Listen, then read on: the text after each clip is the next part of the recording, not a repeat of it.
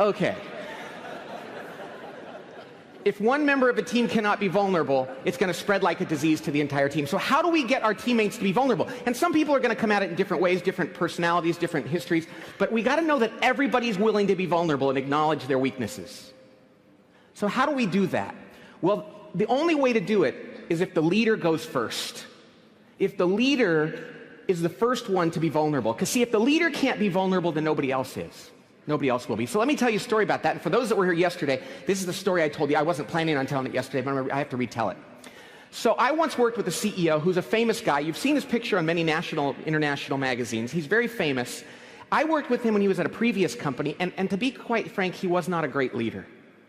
But he was brilliant and intimidating and famous. And so nobody on his team in this company ever disagreed with him. And the head of human resources, God bless her, went to this guy and said, listen, nobody ever tells you when they disagree. You're not benefiting from the opinions of the people on the team. You have to do something. And they agreed to do 360 feedback, to get feedback from the team, which is sometimes a good idea, sometimes not. Well, they asked my little firm to administer this 360 feedback tool to get feedback from his team. So we did, and we collected all the information from his team members. And then we gave him the results, and he proceeded to share those results with no one. And so finally, the head of to go over the results with your team. They're curious as to what they learned from what you learned. And he said, okay, I'll do it at the next staff meeting. And then he reluctantly, begrudgingly allowed me as an outsider who administered the tool to observe this meeting. And so I sat off to the side on a little chair that had wheels on the bottom of it, which will become relevant here in just a second. And he stood up and he said, okay, it says here I'm not a very good listener. Huh. What do you guys think? And they went around that table and said, well, I think you're a good listener. I do too. I think you're good. I don't think you're a bad listener. I don't have a problem with that. I think you're a fine listener. So do I. And I remember, because I'd only written one book at this point in my career, and I thought, I could never put this in my books. Nobody would believe this, right? So he said, okay, good, good. The next one here says, I'm not a very good, I don't give enough feedback or praise. Huh. I thought I'd gotten better at this. What do you guys think? Yeah, I think you're great at it. I think you've gotten much better. I don't think there's a problem with it. All the way around the table. And this is where, and I laugh about it now, but I remember this well, I was sitting there on my chair thinking, if I have any integrity as a consultant, this is where I have to lose a client or put one in jeopardy, right?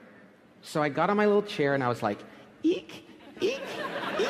And I remember this well, I'll never forget it. I rolled up right next to this famous CEO and I said, excuse me, but you guys are the only people who filled this survey out, so somebody had to write this.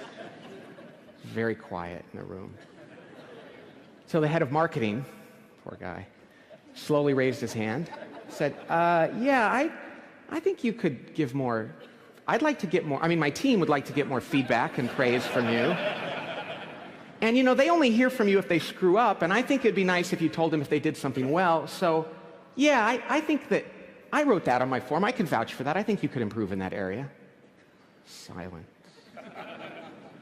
Till the head lawyer goes, not me, I think you get plenty of praise. Everybody else said, so do I. I don't understand what he's talking about. And they killed the guy. I'm melting, I'm melting.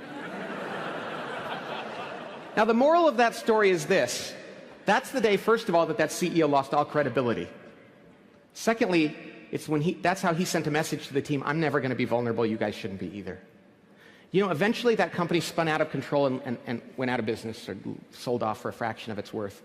You know what the Wall Street Journal said? They had strategic problems. They had some errors in their product. But those were downstream symptoms of the real problem. The real problem was that there was no trust on that team. And it started with the leader who couldn't be vulnerable.